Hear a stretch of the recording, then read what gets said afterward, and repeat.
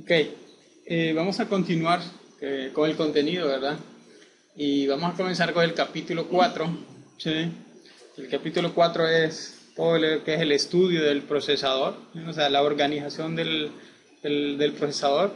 Si recuerdan el capítulo anterior, hablamos de aritmética, ¿sí? Y básicamente hablamos del ALU. La ALU realmente es una parte del procesador. Entonces aquí vamos a hablar del procesador como un todo, ¿sí? Y vamos a asumir, qué sé yo, ¿verdad? Que la ALU y todos los componentes relacionados, vamos a decir, están implementados, ¿verdad? ¿Sí? Entonces los vamos a manejar desde una perspectiva, es decir, de alto nivel, ¿sí? Entonces en esta primera parte realmente vamos a hablar de la implementación, ¿sí? De un procesador de un solo ciclo. Segunda parte, realmente vamos a hablar de una técnica, ¿verdad? Para mejorar desempeño, que se llama pipelining, ¿verdad? Ok, entonces en nuestra implementación, ¿sí?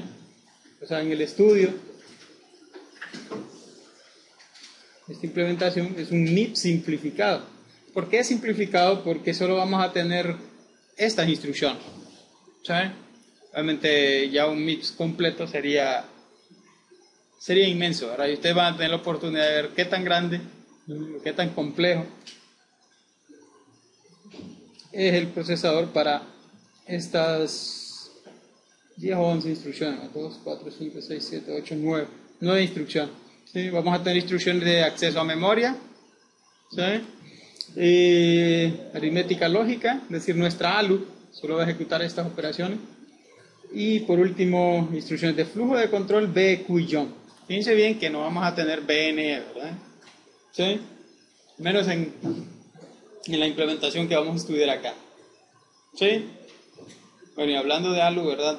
¿Sí? Recuerden el laboratorio para este viernes, ¿verdad? ¿Sí? Hablando de laboratorio, no ha abrido el recurso. Y nadie me mandó un correo, ¿verdad? No. Bueno, yo me di cuenta justamente antes de hacer el caso que estaba tratando la. Pero no me mandó un correo. Como, si me ponía a redactar el correo, no llegaba aquí. No, solo hubiera puesto, sí, el correo, no está el recurso abierto. No tenía que escribirme un testamento. Querido ingeniero, mire que... Bueno, un correo para la próxima, ¿verdad? Sí. Ok. La implementación genérica, vamos a decir, ¿sí? Del procesador.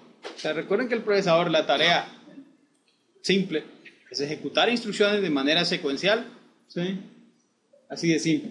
Entonces, la implementación genérica la podemos dividir, o sea, ese proceso lo podemos dividir en 3 pasos, ¿sí? Vamos a llamar acá, ¿sí? Fetch, que es básicamente acarreo de la instrucción, de codificación y ejecución, ¿sí? 3 pasos. Entonces, para el primer paso, ¿verdad? El procesador utiliza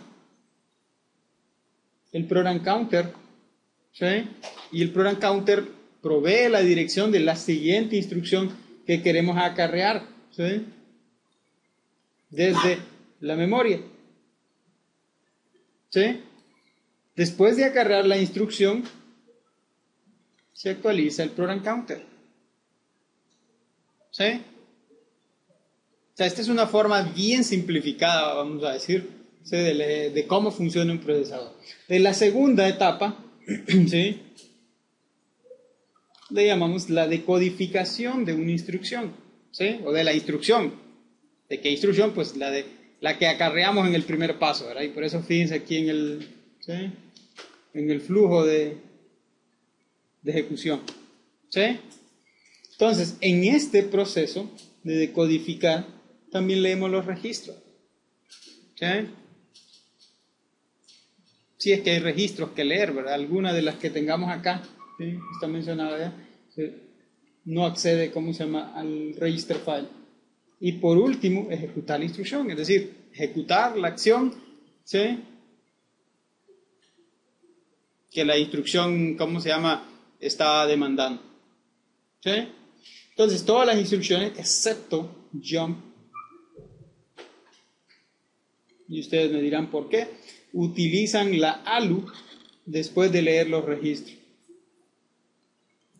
¿Por qué jump no necesita la ALU? Simplemente tengo que leer el programa en calca. Simplemente leo la dirección que viene en la instrucción, ¿verdad? ¿Sí? Concateno 4 bits y listo. ¿Sí? ¿Estamos claros ahí? ¿Sí? Entonces lo que tenemos que resolver, ¿sí? Obviamente es, o sea, cómo implementar, ¿sí? Referencia de memoria, instrucciones aritméticas, flujo de control, es decir, cómo se combina todo eso, ¿sí?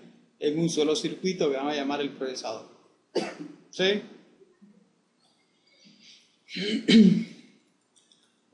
Okay. Pero antes de,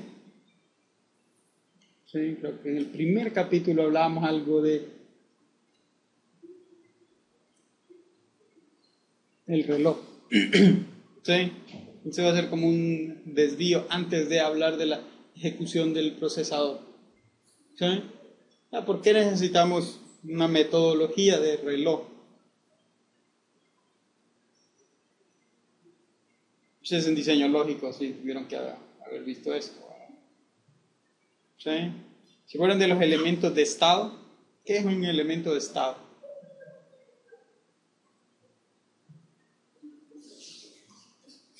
Flip-flops, latches, elementos de memoria, ¿no? Le llamamos un elemento de estado, básicamente, sí, puede almacenar algo, por eso le llamamos de estado, ¿sí? Puede almacenar un estado. ¿Sí? ¿Sí se acuerdan, verdad?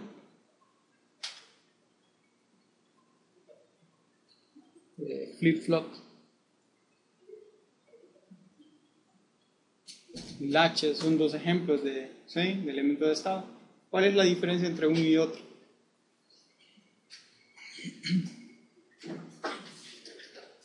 El latch creo que no tenía el conmutador, ¿Cómo así? pero sí tenía un estado que consideraba inválido. El latch igual puede almacenar. ¿Sí?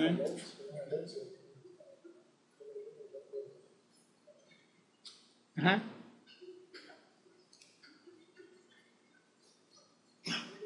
Ok, típicamente, ¿verdad? Ustedes van a escuchar, ¿sí? Que los flip-flops son sensibles, ¿sí? A los, podemos decir, a los bordes o pendientes, ¿sí? Del reloj. ¿Sí? Cuando decimos es sensible a la pendiente positiva, es decir, ¿sí? En la pendiente positiva, ¿sí? El flip-flop toma el valor, ¿sí? O cambia su valor, vamos a decir, ¿sí? Ok, los latches son sensibles a niveles.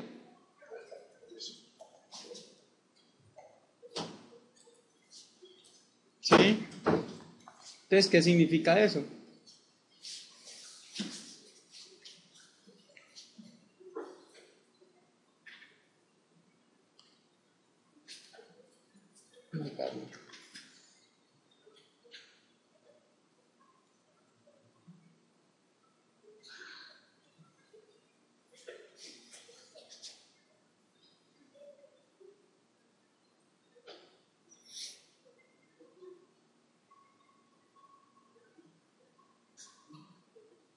Entonces, sensibles a niveles significa, ¿sí? Igual, ¿verdad? O sea, podemos llamar ¿sí? A los niveles de reloj, que típicamente, ¿sí? En vez de la pendiente, es decir, que es un cambio de 0 a 1, ¿sí? El latch dice cuando el reloj sea 1, ¿sí? Entonces, cuando el valor sea 1, vamos a decir, el latch, ¿sí? Escribe su valor. Y cuando sea 0, ignora el valor. ¿Sí?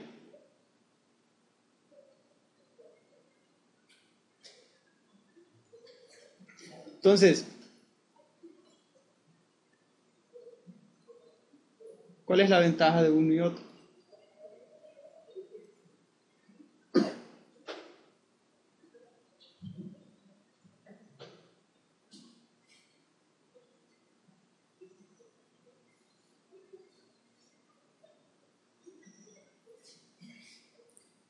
Los latches son más simples en términos de hardware, ¿sí? Pero los flip-flops en general, ¿verdad? Los circuitos que son sensibles a pendientes, ¿sí? Son más flexibles en el sentido de que podemos medir tiempo. ¿Sí? Igual, ¿verdad? Hay unos, ¿cómo se llama? Algunos aspectos, y eso, ¿cómo se llama? De los flip-flop JK, ¿sí? Que si son sensibles a niveles, podrían quedarse de manera infinita, ¿verdad? Cambiándolo, ¿sí? Cambiando su valor. Es decir, si yo mantengo, por ejemplo, ¿sí? El valor en alto, ¿sí? Y el latch toma el valor cuando el, ¿cómo se llama? El nivel está en alto, ¿sí? Entonces, durante el tiempo que yo mantenga, fíjense bien, ese nivel en alto, el valor del latch puede estar cambiando, o va a estar cambiando, ¿sí? Mientras que en el flip-flop, ¿sí?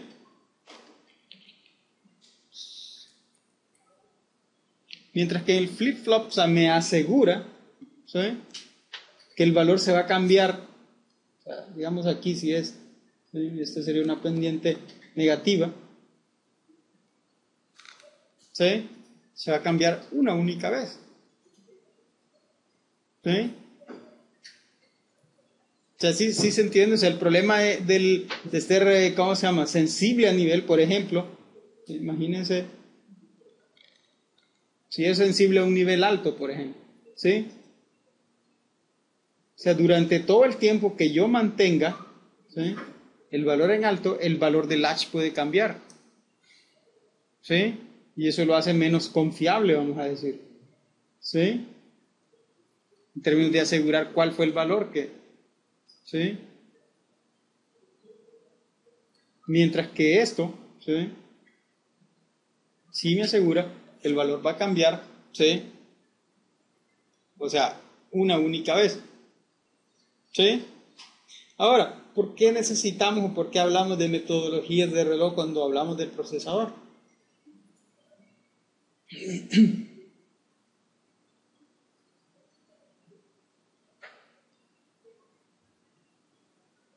Ok, en primer lugar, todos ustedes saben que los flip-flops, ¿sí?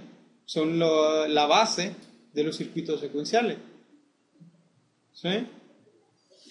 Son los dos tipos de circuitos, ¿verdad? Que se ven en diseño lógico, circuitos secuenciales y combinatorios, ¿sí? ¿Sí? Entonces, la base de todo circuito secuencial, ¿sí? O sea, es flip-flop, que sirve para almacenar un estado, ¿sí? Y un reloj que le dice cuándo cambiar, por decirlo así, de estado, ¿sí? O sea, básicamente, y como está expresado aquí, ¿verdad? Los elementos de estado, ¿sí? Son elementos de memoria, como un registro, ¿sí? Y lo que se conoce como, ¿sí? Edge trigger, ¿sí? Que es un flip-flop, por ejemplo, significa que todos los estados ocurren, ¿sí? En un borde del reloj, ya sea positivo, ya sea negativo, ¿sí? Entonces, este es ¿cómo se llama? Un esquema general de un circuito secuencial, ¿sí? O sea, tenemos elementos de estado, fíjense bien. Entonces, aquí hay un borde un negativo, ¿sí? Vamos a decir, cambia el valor. Luego, fíjense bien, durante todo este tiempo, ¿sí? Se ejecuta una lógica, ¿sí? Lógica combinatoria, la cual produce un resultado, ¿sí? Que se va a almacenar en un elemento de estado 2, ¿sí? En el siguiente borde del reloj, ¿sí? Entonces, básicamente esto resume, ¿sí? Vamos a decir la funcionalidad del procesador, ¿sí? O sea, toma un elemento de estado, bueno, uno o más, ¿verdad? Es decir, toma un registro, lógica combinatoria, por ejemplo la ALU, ¿sí? Y luego el resultado, ¿sí? Se almacena en el mismo register file, ¿Sí? Es una manera, o un esquema bien resumido, vamos a decir, ¿sí? Del procesador, ¿sí? En este esquema, ¿verdad? Estamos asumiendo que todos los elementos de estado se escriben, ¿sí? En cada borde del reloj, ¿sí? Vamos a ver más adelante en el caso del register file, por ejemplo, ¿sí? Necesita una señal explícita de escritura, ¿verdad? ¿Sí? ¿Sí? O sea, dependiendo de esa señal, ¿sí? Y el borde del reloj se toma la decisión de escribir o no escribir. ¿Sí? ¿Ok? ¿Estamos claros ahí? ¿Sí?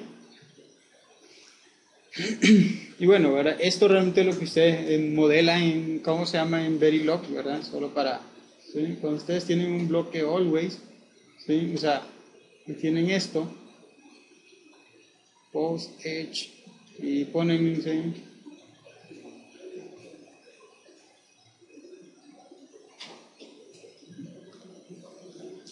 ¿Sí? Eso es lógica secuencial, ¿verdad? Entonces igual, así como tienen post edge, es positive edge, ¿sí? Pueden poner neg edge.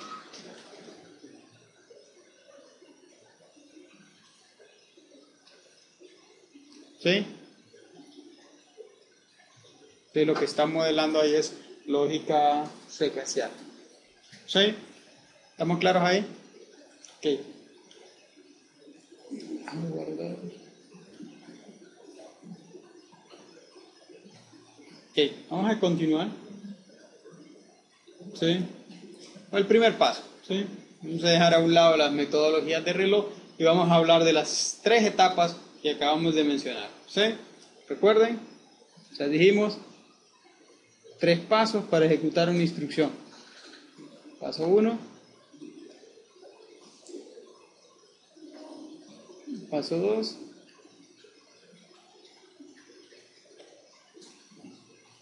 ¿sí? Y está resumido aquí en este diagrama. Entonces vamos a hablar de la primera. ¿Sí? O sea, ¿qué necesito para hacer un fetch? ¿Sí? Ok, para hacer un fetch de una instrucción,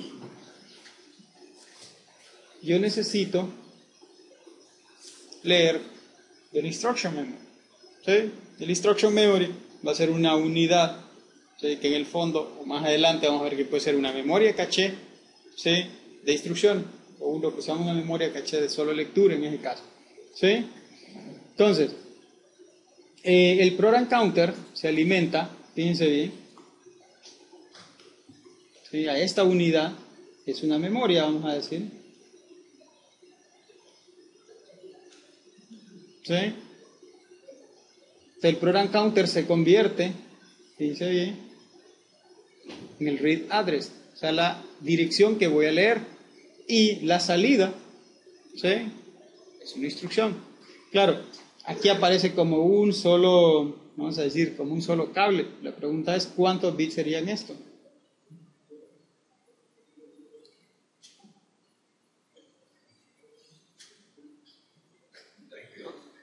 32, ¿verdad? Recuerden, todas las instrucciones en MIP son de 32. ¿Sí? Ahora, ¿qué hace esta parte de aquí arriba?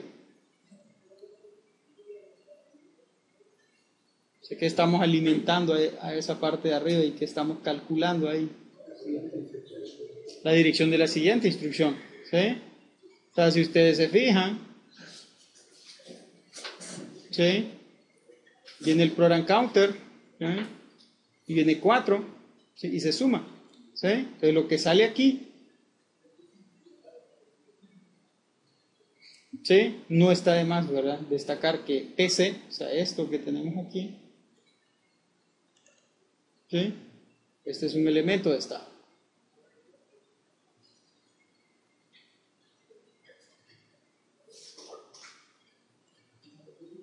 ¿Sí? ¿Estamos claros? Ok. ¿Y en qué momento se va a escribir este valor? O sea, el nuevo valor calculado. O va a ser inmediato, o solo sale de aquí y se escribe.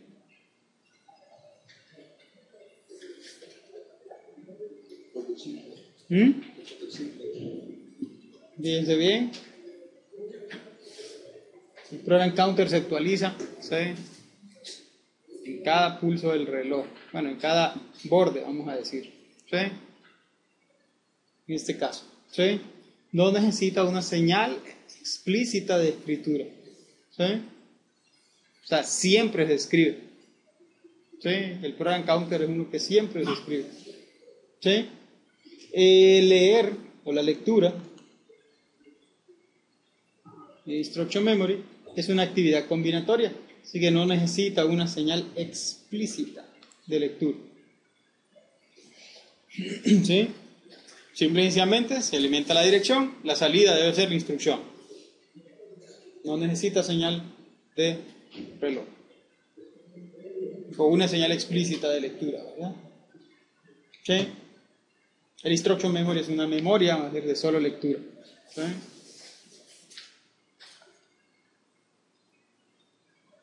Y por el medio está aquello que usted ha mencionado, que es el que maneja de la... no.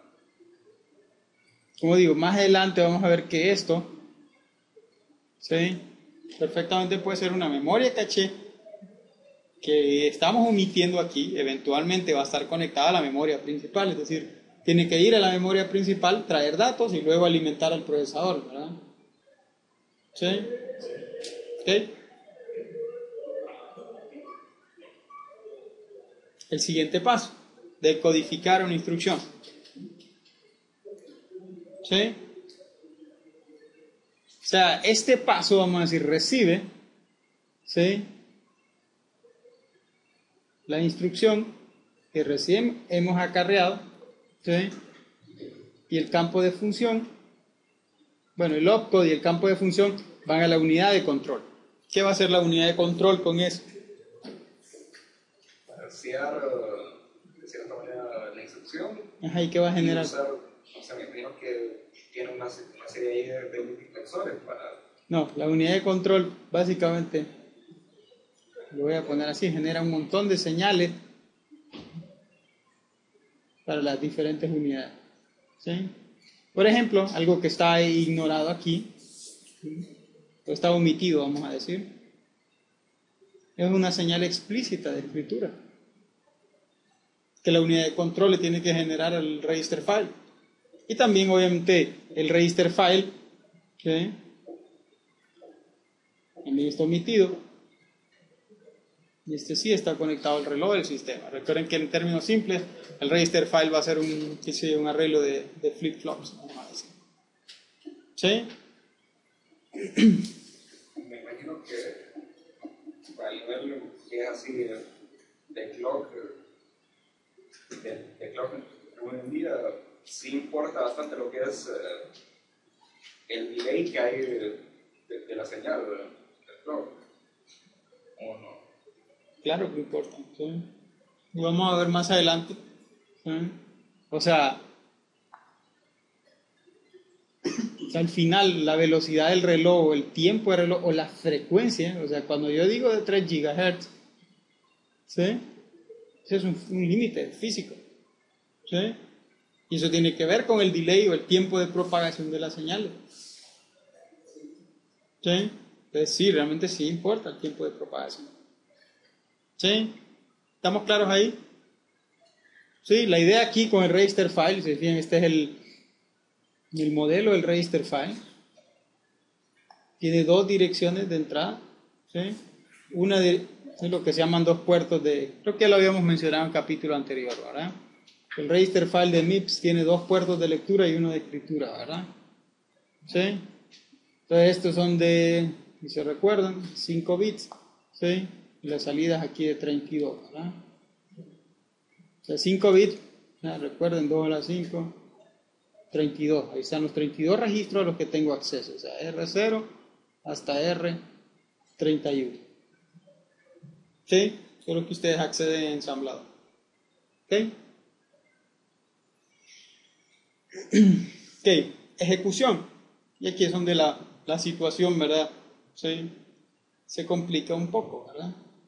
Porque en primer lugar, yo tengo que saber de qué formato es la instrucción, ¿sí? Y quién la va a ejecutar, típicamente la ALU, ¿verdad? ¿Sí? Entonces, fíjense bien. Vamos a hablar entonces de ejecución, ¿sí? De instrucciones de formato R, ¿sí? ¿Sí? Entonces, en nuestro ejemplo, solo add, sub, slt, and y or. ¿Sí? Ok, entonces si recuerdan, pues aquí está, ¿verdad? Formato R, operación, ¿sí? Este es el registro. Esos son los dos parámetros, este es el, ¿sí? Destino. Al revés, ¿verdad? Este es el destino y estos son los dos parámetros. Recuerden de que lenguaje de máquina primero están los operandos, después está, ¿sí? El destino. Que el chief amount, que para el caso nuestro ninguna instrucción lo va a utilizar. ¿De acuerdo? ¿Sí? La función está así, ¿verdad? ¿Sí? Entonces, ¿cuál es la idea? Pues ejecutar la operación OP fun, vamos a decir, ¿sí? OP más fun, vamos a decir. ¿Sí? O sea, estos bits y estos bits le dicen a la ALU qué operación va a ejecutar. ¿Quiénes van a ser los valores? Pues RS y RT. ¿Sí? Y el resultado, ¿sí? Se almacena de nuevo en el register file. La ubicación especificada por RD. ¿Sí? Entonces aquí, ¿verdad? Recuerden la instrucción que venía de la primera fase, perdón, de la fase, sí, de la primera fase. ¿Ok? Se codifica y sacamos la dirección de los tres registros. ¿Sí? Los dos registros de lectura, 32 bits.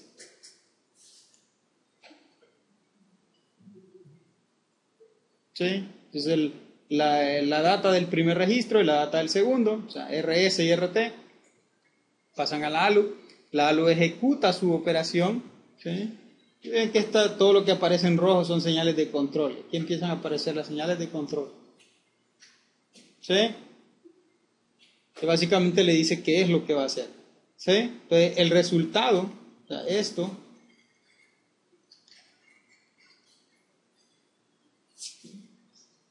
es el resultado. ¿Sí? Lo cual se alimenta al register file. Entonces la pregunta es, ¿sí? ¿En qué momento se va a escribir el register file?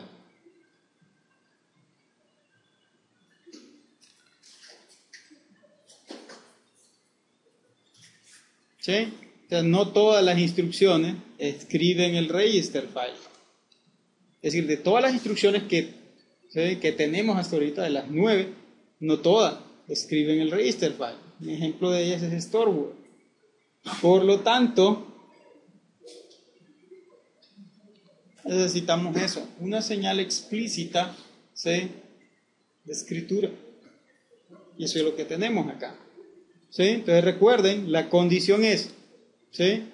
O sea, el register file se escribe sí, solo sí. Vamos a decir esa señal de escritura sea 1 y el borde sea negativo, digamos. ¿Sí? Entonces aquí es donde ya el tiempo empieza a tener sentido, ¿verdad? O sea, los delay. ¿Sí? Imagínense que, ¿sí? Vamos a tener acá la señal de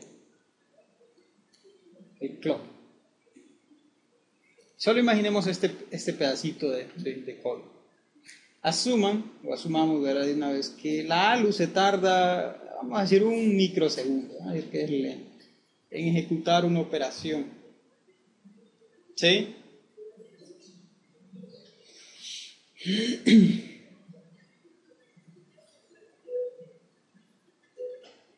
¿Qué esperaríamos nosotros en cuanto a tiempo? ¿Sí? ¿O cada cuánto tiempo esperaríamos nosotros? Imaginemos que el register file se escribe en el borde negativo, que vamos a cambiar acá. ¿Sí? ¿Cada cuánto tiempo debería darse el pulso de reloj y con qué frecuencia?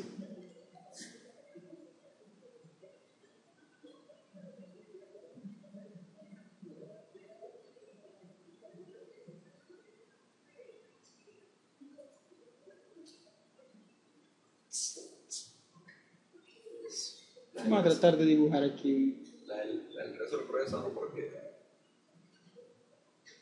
¿Sí? porque es perfectamente válido que hayan varias instrucciones, todas, pero instrucciones ahí tienen que estar ganando. Ustedes recuerden, ¿sí? De que aquí es lo que se define, ¿verdad? Como el tiempo t, ¿sí? O el periodo, ¿verdad? ¿Sí? Y la frecuencia, ¿recuerdan? F es 1 sobre t.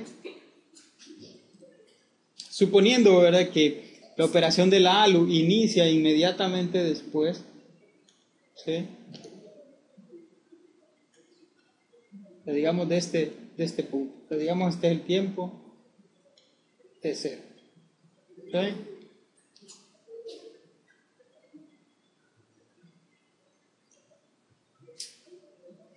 ¿Qué pasa si T es igual a 0.5 microsegundos?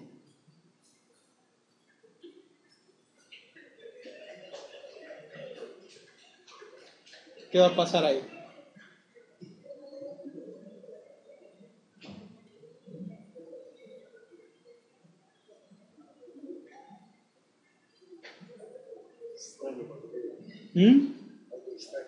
Porque todavía la ALU no ha terminado. Exactamente, o sea, por eso este valor, ¿sí?, no sería válido, ¿sí?, o sería inconsistente, vamos a decir. ¿Sí? O sea, no le daría suficiente tiempo, vamos a decir, a la ALU para ejecutar su operación. ¿Sí? Entonces, ¿qué esperaríamos como mínimo aquí?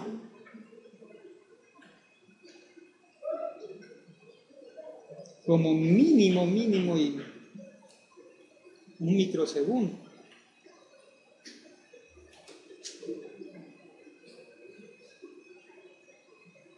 ¿Sí? ¿Y eso qué frecuencia nos daría? ¿Cuál sería la frecuencia del reloj? La frecuencia F en ese ejemplo.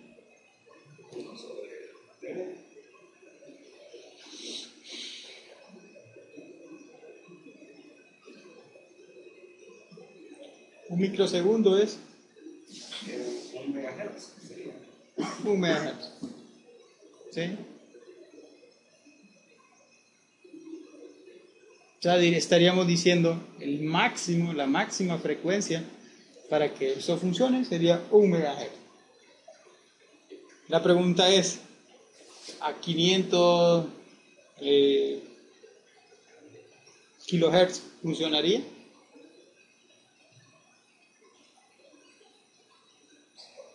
Sí, ¿verdad? O sea, recuerden que ese es, sí, o sea, eso me da el tiempo mínimo, o sea, ajustadito, vamos a decir, ¿sí? Pero si le doy más tiempo, pues la ALU no se enoja, ¿verdad? 2 microsegundos, pues ya sabemos, después de 1 microsegundo el resultado va a estar ahí, ¿sí? O sea que puede funcionar perfectamente a menor frecuencia, lo que no es mayor frecuencia, ¿sí? Lo que no puede suceder, ¿sí? O sea, de acuerdo a ese ejemplito, ¿verdad?, de tiempo que pusimos ahí, ¿sí? Es posible que, bueno, en ese caso, no, que si varias partes del procesador, una sea relativamente independiente de la otra, ponerle una mayor frecuencia a esta, bueno, que sea un múltiplo de la otra para que siempre, Ajá. para que siempre lo logre, no sea un comportamiento inesperado.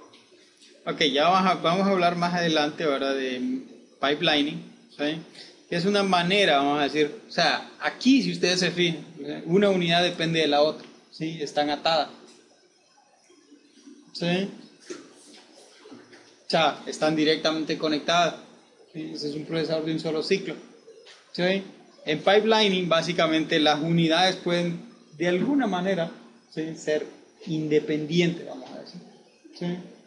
Y ya vamos a ver que eso agrega un montón de complejidad realmente al diseño del procesador. ¿Sí? Ok, ¿estamos claros ahí? ¿Sí? Ok, load y store. ¿Sí? Load word, store word. Primero,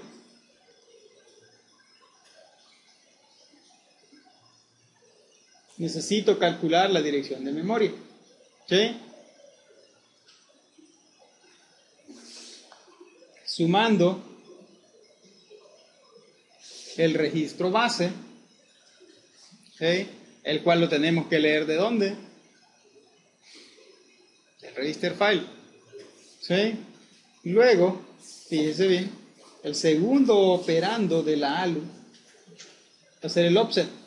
Y el offset, recuerden, ¿sí? Es un número con signo y es de 16 bits, ¿sí? Por lo tanto, hay que hacer extensión de signo, porque la ALU espera 32 bits.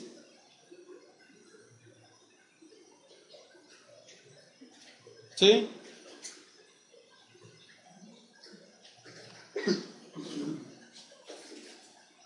¿Estamos claros ahí? O sea, fíjense bien, voy a dar aquí, este valor se alimenta acá, ¿sí? Luego el segundo valor de la ALU viene de acá.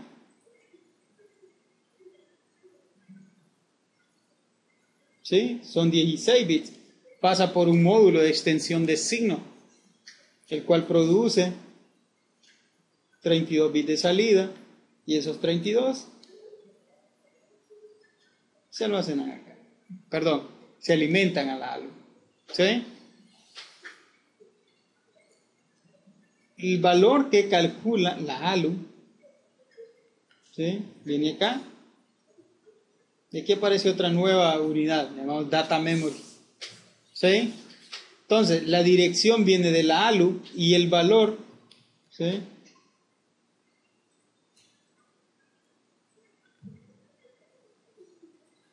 Que vamos a escribir, eso es write data, viene del register file.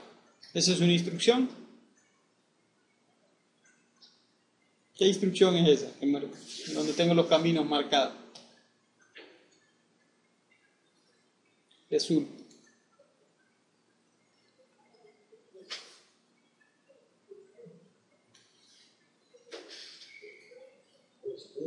Store word. ¿Sí? O sea, toma el valor de un registro y lo escribe, ¿sí? En la memoria. Ok. ¿Qué pasaría con load word?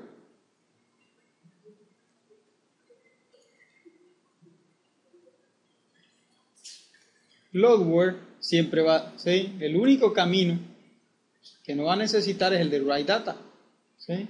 O sea, este. Pero en ese caso sí vamos a necesitar este, ¿sí?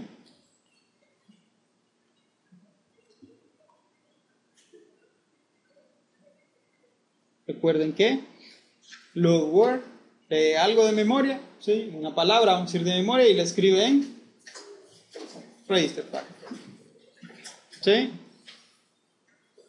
¿Estamos claros ahí? ¿Sí? Igual, ¿verdad? Tenemos, si ustedes se fijan ahí, otras señales de... ¿Sí? O sea, todas las que aparecen en rojo son señales de control de la ALU. ¿Sí? Bueno, register write ya lo tenía. Básicamente las nuevas ahí son main write y main read. Obviamente la unidad data memory también. ¿Sí? ¿Estamos claros ahí? Ok.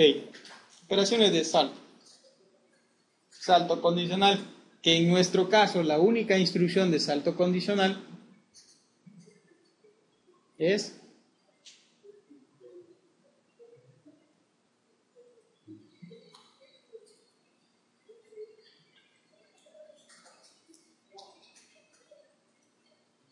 ¿Sí? Entonces, fíjense bien. Vamos a usar la ALU para comparar los operandos. Recuerden, BQ tiene dos operandos que deben ser leídos del register file durante la fase de codificación. ¿Sí? Y vamos a comparar para ver si son iguales. ¿Sí? Vamos a ver. ¿Sí? Básicamente, ahí es donde nos sirve esta salida de la ALU, el ISIRO. ¿Sí? Aparte de eso, fíjense bien, tenemos que calcular esto, el branch target address. ¿Sí? Es la dirección a donde vamos a saltar, si es que salta, ¿verdad? ¿Sí? Ok, revisemos el diagrama. ¿Sí? Fíjense bien, los dos registros. ¿Sí? O sea, el read data 1 viene acá, a la ALU, y el segundo también. ¿Sí? La ALU va a determinar si el valor es 0, ¿verdad? ¿Sí? Y va a producir un 1 acá. ¿Sí? Si es 0. Esto se alimenta, fíjense bien, lo que dice ahí. ¿Sí? Branch Control Logic, es decir, la parte que va a decidir si salta o no salta. ¿Sí? Que todavía no está incluida ahí. Ok. Los 16 bits, recuerden que esta es una, ¿cómo se llama? Una instrucción de formato I, así que, ¿sí? Que viene codificado en esos 16 bits. Por decirlo Un así, jump. la distancia, el número de registro, de instrucciones. De instrucción. Ok, puede ser positivo o negativo. Por eso hay extensión de signo. Entonces, fíjense bien, sale ya con signo extendido y se alimenta. Luego dice Shift Left 2. ¿Qué será el Shift Left 2? Corrimiento de bits, 2 bits a la izquierda. Cada instrucción es de 4 bits. Uh-huh. O sea, no saldría estar guardando el paquete tamaño, así que se guarda el número, Entonces, el program counter, y lo que se guarda ahí, uno es exactamente el número, ok, ¿y esto qué es entonces? multiplicar por 4. Multiplicar por 4. ¿Sí?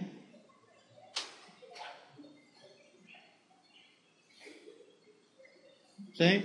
Se recuerda, ya esto me da el valor en bytes. ¿Sí? ¿Cuántos bytes tengo que saltar? ¿Sí? Básicamente lo que viene codificado aquí son palabras o instrucciones, ¿verdad? 32 bits.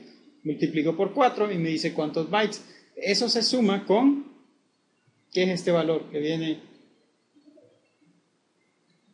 Sí, que sale de aquí. ¿Qué es esto? Program counter más 4. ¿Sí? Entonces lo que tengo aquí es program counter más 4 más, ¿sí? Que venga acá. Y esto es el branch target address. ¿Sí? Pregunta, si la instrucción, o sea, si la condición se cumple, ¿qué debería pasar? Perdón, ¿qué debería pasar con ese valor de branch target address?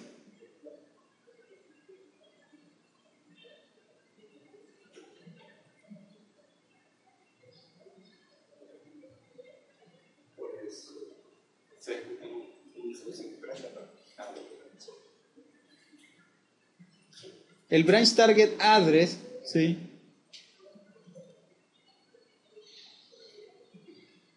Se escribe en el program counter. ¿Sí? Vamos a decir, si 0 igual a 1, ¿verdad?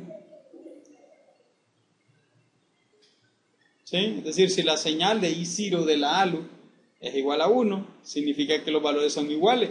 Entonces el program counter va a tener el nuevo ¿sí? O ese branch target address. ¿Sí? ¿Estamos claros ahí? Ustedes recuerden, aquí, o sea, todavía falta, esto debería estar conectado, ¿sí? Y vamos a ver más adelante, ¿sí? Cómo resolvemos eso, ¿verdad? ¿Sí? Por último, el jump, ¿sí?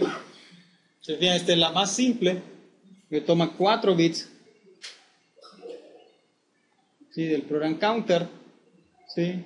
Los 26 bits de la instrucción se multiplican por 4, entonces por 4 salen 28, se concatena y ese es el jump adder. ¿Sí? Esto también, ¿sí? Se va a almacenar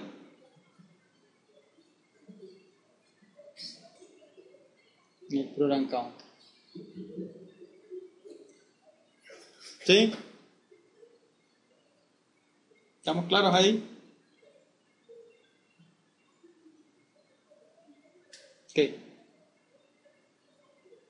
Ok, con esto vamos a cerrar con este slide. O sea, mañana vamos a ver, como quien dice, todo el procesador. ¿Sí? O sea, lo que hemos venido discutiendo hasta ahora son fragmentos, ¿sí?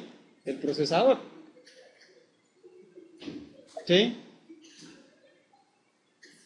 Ahora, tenemos que ensamblar todas esas partes, ¿sí? En una sola. Entonces, para eso, fíjense bien, nos quiere agregar líneas de control y multiplexores, ¿sí? Donde quiera que sean necesitados, ¿sí? Entonces recuerden que nuestro diseño es un procesador de un solo ciclo. Eso significa, ¿recuerdan de esto? CPI en nuestro procesador sería de 1, ¿verdad? ¿Sí? Entonces, cosas que tenemos que tomar en cuenta es que ningún recurso, ¿verdad?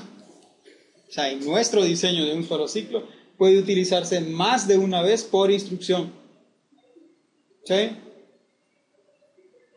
Por ejemplo, ¿verdad? O sea, los sumadores, cada vez que ocupamos sumar algo, pues dentro de la misma instrucción tenemos que duplicar los sumadores. ¿Sí? Y vamos a necesitar multiplexores donde haya múltiples entradas para una misma señal. ¿Sí? Entonces un multiplexor se va a encargar de seleccionar la señal adecuada. ¿Sí? Por eso los multiplexores también son llamados selectores de datos. ¿Sí? Y por último, ¿verdad? ¿Sí? Tenemos que agregar, bueno, ya lo hemos venido viendo, la señal de escritura para controlar la escritura, básicamente en el register file y el data memory. ¿Sí? Y el tiempo de ciclo, ya se habrán dado idea a ustedes, es determinado por el retraso más largo, ¿sí? Que hay, ¿sí? Entre dos elementos de estado adyacente, que en este caso puede ser el mismo register file, ¿verdad? ¿Sí? Básicamente, visto desde la perspectiva de alto nivel, podríamos decir, determinado por la instrucción que tarda más en ejecutarse. ¿Sí? ¿Estamos claros ahí? Sí. Okay. Bueno, con eso cerramos, seguimos mañana, ¿verdad? Cuando hablamos entonces de múltiples ciclos por instrucción, ahí me imagino que lo que hace es que, no sé, me imagino que es así, que mientras no haya terminado de estar en instrucción, bloquea el program counter. Sí, exactamente. Bloquear el program counter para que no avance. Sí. ¿Ok? Y eso lo pueden ver en los microcontroladores. No es común decir sí, que se tarda más de un ciclo en una instrucción. ¿Ok? Bueno, cerramos ahí, ¿verdad?